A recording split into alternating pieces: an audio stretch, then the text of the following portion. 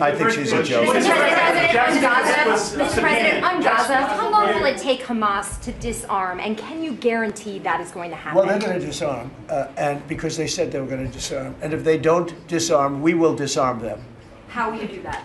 I don't have to explain that to you. But if they don't disarm, we will disarm them. They know I'm not playing games.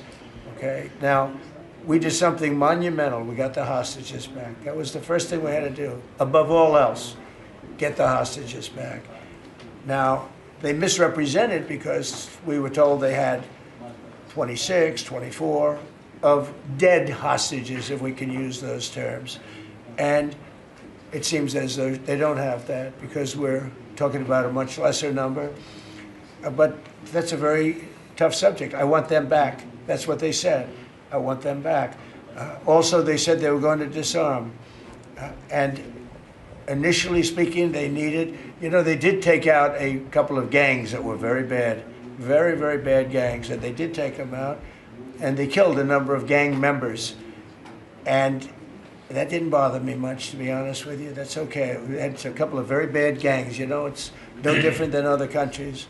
Like Venezuela sent their gangs into us, and we took care of those gangs. We have Washington, D.C. is one of the safest cities in the country. It was one of the worst cities in the country if you go back just a little while ago, right? Now it's safe. You can walk to work. Isn't it nice? But we have told them we want to disarm, and they will disarm. And if they don't disarm, we will disarm them. And it'll happen quickly and perhaps violently. But they will disarm. Do you understand me? Yes. You say because quickly. Everyone says, oh, well, they won't disarm. They will disarm. And I spoke to Hamas, and I said, you're going to disarm, right? Yes, sir, we're going to disarm. That's what they told me. They will disarm, or we will disarm them. Got it? Okay. What is the deadline you're going to put on that? You say quickly, sir. Sir, you said quickly, but what is the deadline you're going to put on that before you take action? A reasonable period of time, pretty quickly. A reasonable period of time. Congratulations on the peace you achieved in the Middle East, first of all. Thank you very much. And my question is regarding Argentina. Does continue? Are you from Argentina? I'm from Argentina, yes. I like the Argentina. I like them much better than ABC. Than ABC fake news. Me too, sir. Yes, go ahead. Does continued U.S. support for Argentina depend on the results of the upcoming legislative elections and the ability of the government to pass long-lasting reforms through Congress? Well, I think if they don't do that, we're not going to be around very long. Scott, can you handle that one, please? We're confident that the president's party will and the coalition will do well in the election, and this aid is predicated on robust policies, and going back to the failed Peronist policies would cause a U.S. rethink. Thank you very much. It's a great question. It's a little like New York. You're reading in Argentina about New York. We have a problem. We have a communist who's 33 years old, doesn't know a damn thing. Practically, he's never worked a day in his life. And he sort of caught on, right? And I'm not going to send a lot of money to New York.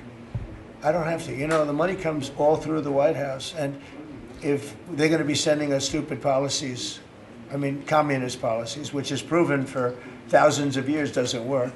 We don't have to prove it again. We're not going to ruin one of our great cities because we'll make that great. We will clean up the crime in about 30 days. It took 12 days to do Washington, D.C., so New York is bigger.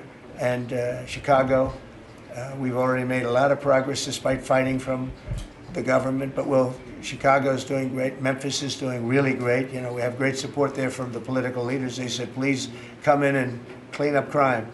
And we love it. We've in 1 week, Memphis is so good. It's so much better. We'll have it within a month. We'll have that into a safe city again. And all of these cities, we want to clean them up. We don't like that opposition. But if somebody's going to be a communist mayor of New York, it's a fluke if he gets in. There are a lot of failed people that he's running against. We have inferior candidates or something, because it's impossible to think that New York City can have a communist mayor. He's a communist. He's not a socialist, by the way. There's a big difference. He's a communist. He's down and dirty. He's a communist. He hates police. He wants to get rid of all police. How can a policeman? He hates Jewish people, and yet he's got Jewish people supporting. He hates Jewish people. So it comes through the White House. The funding for New York and for Every place comes through the White House. And I'm very generous, and I was always very generous with New York, even when you had opposition there, but I was always very generous.